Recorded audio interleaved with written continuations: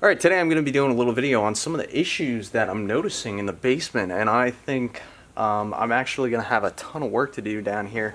Now, when I was in the housing market and looking at houses, the realtor asked, are you looking for a house with a basement?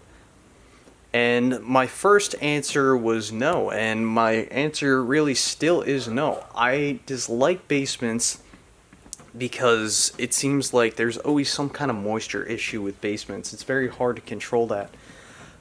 So why do people want basements? Well, from my understanding, when you have a basement, especially a finished basement, it's not taxed at the same rate as, say, your main living floor or your second floor. It's taxed at a lower rate, so in theory you could have a finished space in your basement and it'll be taxed less than the rest of the house. So I guess that's why people like basements. This house was built in 1993. I'm not exactly sure when the basement was finished, but there are definitely some issues that I'm seeing. First off, when I was looking at the house, I noticed that, it smelled a little bit musty down here, and I wasn't sure if that was due to all the stuff that the old owners had. Perhaps, they had bad hygiene, but let's face it, there's some moisture issues down here, and there's quite a few issues that I'm noticing down here. First off, there's carpet, and carpet is a terrible idea for basements because if any kind of moisture gets in carpet, it takes a very long time for that moisture to come out of the carpet, if it ever comes out. I'm not exactly sure what method they used to attach it to the floor.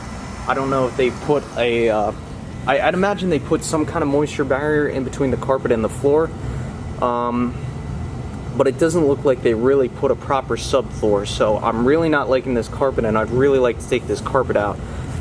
This must have just been an extra piece that they had.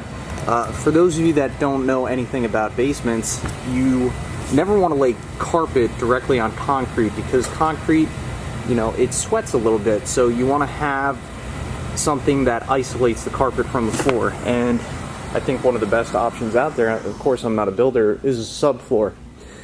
And there's a lot of options out there for subfloor. But now I'm going to get into an area of the house that really needs to be addressed. I really don't want to open this door, but behind this door there is a sub panel, which is fine. I have no problem with that. Here's what I have an issue with. When I open this door, I can definitely smell issues. I smell mold. It's a really nasty smell back here. Now I'm noticing a couple things. One, looking at the carpet, I see the carpet drops down directly onto the concrete slab here, so that tells me there must be some kind of there's got to be some kind of something that the carpet is sitting on. I don't think it's a full-fledged subfloor, but it's some kind of moisture barrier or something. But if you look in the corner here, and man, this just stinks. We have bugs. The carpet's discolored there. And also, look at that wall right there. That's a block wall.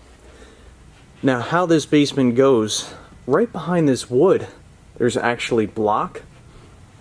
And then the foundation continues that way. So right behind this wood is just a solid, foundation block.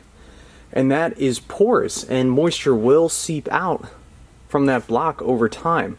And looking at how they mounted this sub panel, this is just really pisses me off because you have these big panels of wood, and if I put my foot on this panel of wood, you can't really see it too well, but it's actually bowed out. And that tells me that there's moisture trapped behind there. There's probably mold trapped behind there. That is an issue, and that needs to be addressed. So one of the first things I really need to do is I need to get that wood out of there. I need to clean up all the mold, and this sub panel needs to be remounted. Preferably something that's spaced off the wall. Maybe take a couple of 2x4s and then throw a sheet of plywood across them, and then mount the panel onto that. That way, there's no organic materials, there's no wood directly against the block, because if I take a flashlight in here and shine in there, there's block. They put nothing between this wood and the block, and I can just smell it. Another issue that I've noticed what concerns me is behind this is all block. I don't know if they put a moisture barrier back there, and that really concerns me.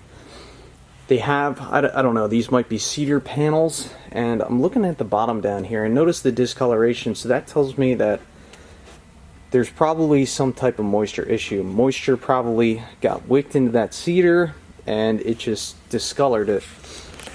Now if I take my flashlight out, I'm going to take my flashlight out and you can see a little crack right in here. I don't know if you can really see in there with the camera, probably not, but looking back in there, about an inch back, I see cinder block. I see a block foundation with nothing in between those panels and the block, so there's no moisture barrier there. So you have a warm finished space and you have a cold block wall in the back. I mean, that's going to create condensation.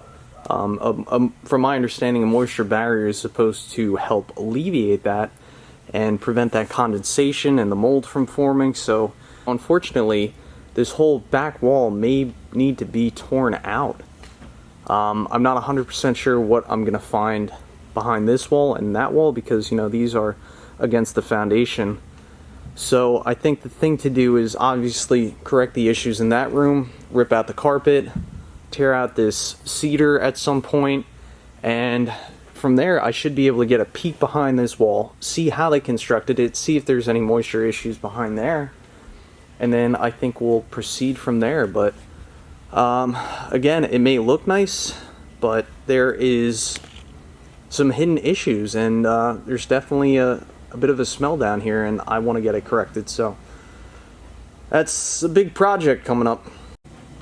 Back when I was looking for houses, something that was also always in the back of my mind was, where is the house located? Where does the moisture go? Like, a house on the side of a hill really isn't ideal, because really all that water, that runoff coming off the mountain, if it's not directed properly, it's just going to go right towards the house and right into the basement.